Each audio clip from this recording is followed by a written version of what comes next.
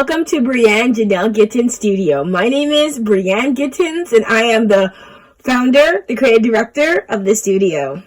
Currently filming in Toronto.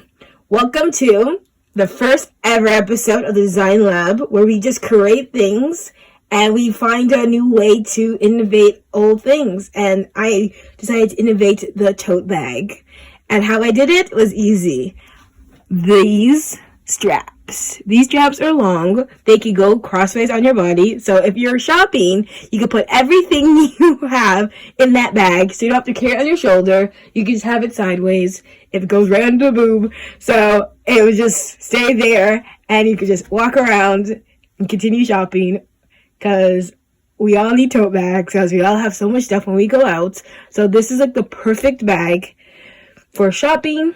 It's long in sleeves. You could put it behind your butt if you're walking. That's what I like to do, because I'm like, my tote bags get really heavy, so I just put it over my butt and I just walk over it. So that's something I do. So this is a tote bag, and I had a fun time making it. It was on a Saturday night. I had food.